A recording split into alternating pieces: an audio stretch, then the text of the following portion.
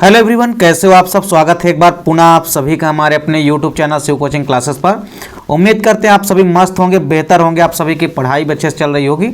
आज की इस वीडियो में हम देखेंगे class 12th biology NCERT chapter 10 हमारा चल रहा है, जिसमें आज की इस वीडियो में हम देखेंगे जैव प्रौद्योगिकी यानी कि बायोटेक्नोलॉजी के क्या क्या ऑब्जेक्ट हैं, यानी क्या क्या प्रमुख उद्देश्य हैं इसको तैयार करने के।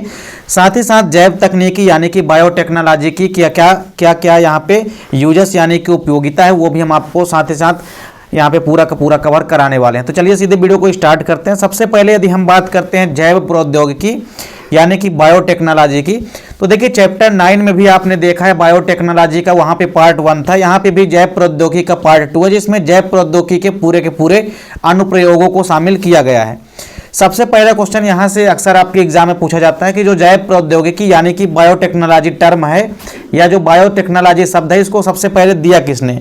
तो आपको याद रखना है कि जैव प्रौद्योगिकी शब्द किसने दिया था, कार्ल एरेकी ने। किसने दिया था, कार्ल एरेकी ने।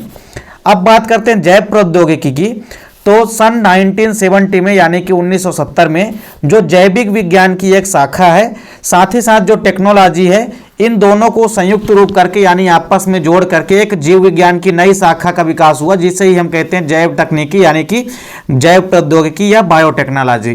तो जैव प्रौद्योगिकी के अंतर्गत कई सारी ऐसी टेक्निक या तकनीकें विकसित की गई है, जिसके माध्यम से हम अनेक प्रकार से जीन थेरेपी या जेनेटिक इंजीनियरिंग के माध्यम से कई प्रकार के उन्नत किस्मों का विकास या डेवलपमेंट करते हैं। तो इस प्रकार से यहाँ पे हम देखेंगे जैव तकनीकी के क्या क्या प्रमुख ऑब्जेक्ट या उद्देश्य हैं। तो जैव तकनीकी के देखिए सबसे जो प्रमुख उद्देश्य हैं, उसमें से पहला उद्देश्य तो ये है कि एंटीबायोटिक्स यानी कि विभिन्न प्रकार के प्रतिजैविकों का उत्पादन करने में जैव तकनीकी की प्रमुख उपयोगिता है। इसके अलावा एंजाइम, साथ ही साथ और कई प्रकार के मेडिकल टर्मिनेंस या आप ये कह सकते हैं कि मेडिकल फील्ड में भी इसकी कई सारे ऑब्जेक्ट या उद्देश्य हैं।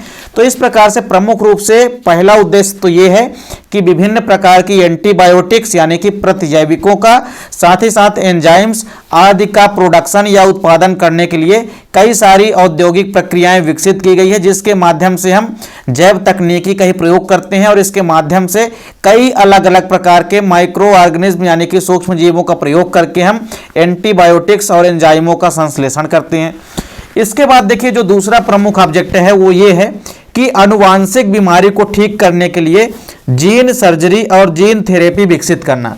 देखिए इसके पहले भी हमने आपको कराया है जीन चिकित्सा यानी कि जीन थेरेपी क्या होती है, जिसमें हमने आपको ये बताया था कि जीन थेरेपी के माध्यम से अगर किसी व्यक्ति के अंदर यदि कोई जीनोमिक डीएनए है या किसी भी व्यक्ति के अंदर उपस्थित यदि कोई जीनोम है या जीन है या जीनों का समूह है, उसमें अगर यदि कोई गड़बड़ी युक्त जीन उपस्थित है तो उसको सही जीन के द्वारा प्रतिस्थापित किया जा सकता है, अर्थात उसको चेंज किया जा सकता है और इस प्रकार से उस रोग से रोगी की रक्षा की जा सकती है। तो कोई भी अगर अनुवांशिक बीमारी है उसको भी ठीक करने के लिए कई प्रकार की जीन सर्जरी जैसी चिकित्सा जो है अर्थात जीन थेरेपी को विकसित किया गया है जैव तकनीकी यानी कि बायोटेक्नोलॉजी के माध्यम से। तो ये जैव तकनीकी का प्रमुख ऑब्जेक्ट या उद्देश्य है।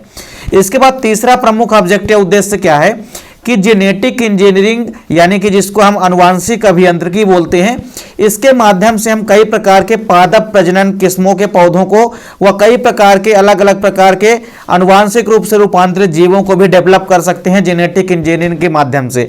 तो जैव तकनीकी या बायोटेक्नोलॉजी का प्रयोग करके हम जेनेटिक इंजीनियरिंग के माध्यम से कई प्रकार की पादप प्रजनन विधियों का उपयोग कर सकते हैं और अलग अलग प्रकार के पौधे और जानवरों की उन्नत किस्मों को तैयार कर सकते हैं। इसके बाद हम देखेंगे पूरा जैव तकनीकी की कहाँ पे उपयोगिता है, यानी कि जैव तकनीकी का कहाँ पे उपयोग है, यानी विभिन्न क्षेत्रों में जैव तकनीकी का उपयोग। तो सबसे पहले जो जैव तकनीकी का उपयोग है वो है औषधि उद्योगों में। सर्वाधिक मात्रा में यदि कहीं जैव तकनीकी का प्रयोग किया जा रहा है तो वो है जैव तकनीकी यानी कि बायोटेक्नोलॉजी का जो यूज है वो औषधि उद्योगों में। तो कोई भी मेडिसिन इंडस्ट्री है उसमें आप देखेंगे कई प्रकार के औषधि उद्योगों में इसका उपयोग किया जा रहा है, जैसे कई प्रकार के वैक्सीन यानी कि टीका के उत्पादन में। इसके अलावा कई प्रकार के हार्मोन्स का प्रोडक्शन या उत्पादन भी किया जाता है जैव तकनीकी की मदद से या जैव तकनीकी की सहायता से। इसके अलावा कई प्रकार के अलग अलग एंटीबायोटिक्स यानी कि प्रतिजैविक, इसके अलावा कई प्रकार के विटामिन, प्रोटीन, इंटरफेरॉन जो कि प्रतिजैविक विषाणु होते हैं, इनका भी प्रोडक्शन या उत्पादन किया जा सकता है किसके माध्यम से, जैव तकनीकी के माध्यम से यानी कि बायोटेक्नोलॉजी के माध्यम से। तो बायोटेक्नोलॉजी का जो सर्वाधिक उपयोग है वो औषधि उद्योगों में किया जाता है, क्योंकि इसके माध्यम से, इसके प्रयोग के द्वारा हम कई प्रकार की औषधियां तैयार कर सकते हैं, चाहे वो वैक्सीन हो, चाहे वो हार्मोन्स हो, या एंटीबायोटिक या प्रतिजैविक हो। इसके अलावा कोई भी प्रोटीन या इंटरफेरॉन हो, इसका भी उत्पादन किया जा सकता है किसके माध्यम से, जैव तकनीकी के माध्यम से। इसके बाद जो दूसरा प्रमुख उपयोग है वो है चिकित्सा विज्ञान के क्षेत्र में। तो चिकित्सा विज्ञान के क्षेत्र में देखिए कई सारे उपयोग किए जाते हैं जैव तकनीकी का, जिसमें से प्रमुख उपयोग क्या है, जीन उपचार, जिसको कि हम जीन थेरेपी या रोगी थेरेपी भी कहते हैं। तो रोगी के उपचार के लिए जैव तकनीकी का प्रयोग किया जाता है। यानी सपोज करिए अगर किसी व्यक्ति के अंदर जीनों में यदि कुछ गड़बड़ी आ गई है, अगर उस व्यक्ति के अंदर जो जीनों का क्रम है वो यदि बिगड़ जाता है, तो उस जीनों के क्रम की जगह में सही जीनों के क्रम का समावेश करा करके, हम सही जीन का समावेश करा करके उस रोगी व्यक्ति को बचा सकते हैं। तो इस प्रकार से जीन चिकित्सा के माध्यम से हम क्या कर सकते हैं, किसी भी रोगी व्यक्ति को बचा सकते हैं जीन थेरेपी के माध्यम से, जो कि जैव तकनीकी या जैव प्रौद्योगिकी या बायोटेक्नोलॉजी की प्रमुख देन है। तो चिकित्सा विज्ञान के क्षेत्र में आपको याद रखना है कि जीन उपचार यानी कि जीन थेरेपी जैसी विधियों को डेवलप करके हम कई प्रकार से इनका उपयोग कर सकते हैं। इसके बाद तीसरा जो प्रमुख उपयोग है वो है खाद्य उत्पादन में। कई प्रकार के खाने पीने की सामग्रियों के उत्पादन या प्रोडक्शन में भी जैव तकनीकी प्रमुख भूमिका निभाता है। देखिए खाद्य उद्योगों में आप देखेंगे तो जैव तकनीकी का प्रयोग करके हम कई प्रकार की पनीर का उत्पादन कर सकते हैं। इसके अलावा वाटर मिल्क, योगर्ट, डबल रोटी, इन सब का प्रोडक्शन या उत्पादन कैसे होता है, इन सबको बनाते कैसे हैं, इसकी भी हमने आपको अलग से वीडियो प्रोवाइड कराई है। अभी तक आप यदि नहीं देखें तो आप प्ले लिस्ट में जाकर के देख सकते हैं। तो कई प्रकार की डबल रोटी, इसके अलावा खाद्य ईस्ट आदि के प्रोडक्शन या उत्पादन करने में हम प्रमुख रूप से जैव चिकित्सक, जैव तकनीकी की या जैव प्रौद्योगिकी या बायोटेक्नोलॉजी की कई विधियों का उपयोग करते हैं। इसके अलावा कृषि के क्षेत्र में भी जैव तकनीकी की प्रमुख उपयोगिता है। कृषि के क्षेत्र में यदि आप देखेंगे तो जैव तकनीकी का उपयोग करके हम कई सारी विधियों को अपनाते हैं। इसके माध्यम से कई सारी सुचारू रूप से विधियां भी डेवलप की गई है। जैसे सपोज करिए अगर प्रकाश संश्लेषण की क्रिया कम हो रही है तो उसकी क्षमता में कैपेसिटी में वृद्धि भी किया जा सकता है, किसका उपयोग करके, जैव तकनीकी की कई अलग अलग विधियों का उपयोग करके। इसके अलावा बीजों के उत्पादक मान में वृद्धि, अगर कोई भी मान लीजिए पौधे के अंदर यदि बीजों का प्रोडक्शन कम मात्रा में हो रहा है, तो बीज यदि कम मात्रा में पौधे यदि बीज का प्रोडक्शन या उत्पादन कर रहे हैं, तो हम कई सारे ऐसे जीनों का समावेश पौधे के अंदर करा सकते हैं, जिसके माध्यम से जो पौधा है ज्यादा मात्रा में बीजों का प्रोडक्शन या उत्पादन करने लगते हैं। तो कृषि के क्षेत्र में हम जैव तकनीकी का प्रयोग करके प्रकाश संश्लेषण की क्षमता में वृद्धि कर सकते हैं। इसके अलावा बीजों के उत्पादक मान में वृद्धि कर सकते हैं तथा रोग प्रतिरोधक क्षमता वाले किस्मों का डेवलप करके भी विकसित कर सकते हैं। ये आखिरी पॉइंट काफी इंपॉर्टेंट है, क्योंकि कई सारे आप इसके बाद पढ़ेंगे ट्रांसजेनिक फसलें।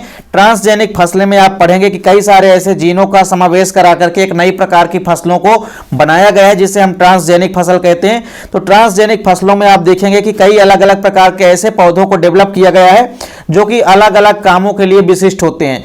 अगर मान लीजिए सपोज करिए कोई पौधा ऐसा है जिसको कि कीट खा करके नष्ट कर देते हैं, तो उस पौधे के अंदर ऐसे जीनों का समावेश करा दिया गया है जिसके अंदर कीट प्रतिरोधी क्षमता को विकसित कर दिया गया। अर्थात अब जब भी पौधे पर यदि कीट बैठते हैं, तो कीट यदि उनकी पत्तियों को खाते हैं तो कीट जो है नष्ट हो जाते हैं, अर्थात खत्म हो जाते हैं।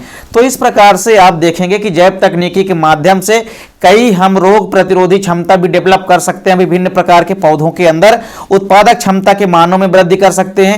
कई अच्छी किस्मों वाले पौधों का भी हम प्रोडक्शन या उत्पादन कर सकते हैं। तो इस प्रकार से कृषि के क्षेत्र में जैव तकनीकी या जैव प्रौद्योगिकी या बायोटेक्नोलॉजी अहम भूमिका निभाती है।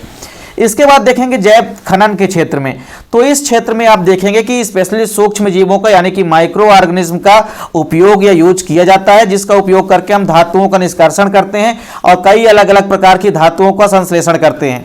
इसके बाद एक आखिरी उपयोग है रासायनिक उद्योगों के क्षेत्र में, केमिकल इंडस्ट्री के क्षेत्र में आप देखेंगे तो रासायनिक उद्योगों में इनकी प्रमुख भूमिका होती है, क्योंकि इसका प्रयोग करके हम विभिन्न प्रकार के सुगंध बढ़ाने वाले पदार्थों को भी डेवलप करते हैं और साथ ही साथ कई प्रकार के ऐसे कार्बोनिक एसिड यानी कि कार्बनिक अम्लों का भी प्रोडक्शन या उत्पादन करते हैं, जिसमें से एल्कोहल, पेस्टिसाइड्स आदि प्रमुख रूप से ऐसे कार्बनिक यौगिक हैं जिनका कि हम प्रोडक्शन या उत्पादन कर सकते हैं जैव तकनीकी की सहायता से। तो इस प्रकार से जैव तकनीकी का जो यूज है कई अलग अलग क्षेत्रों में किया जाता है। कई बार आपके एग्जाम में जैव तकनीकी के उद्देश्य यानी कि ऑब्जेक्ट और इसकी उपयोगिता आपसे पूछ ली जाती है। तो उम्मीद करता हूं वीडियो पसंद आई होगी। वीडियो अच्छी लगे तो लाइक कमेंट जरूर कीजिए, साथ ही साथ दोस्तों के बीच ज्यादा से ज्यादा वीडियो को शेयर कीजिए। चैनल पर यदि नए हैं तो चैनल को सब्सक्राइब जरूर कर लें, साथ ही साथ बेल आइकन प्रेस कर लीजिए ताकि वीडियो की नोटिफिकेशन आपको मिलती रहे। मिलते हैं नेक्स्ट वीडियो में, तब तक के लिए जय हिंद, वंदे मातरम।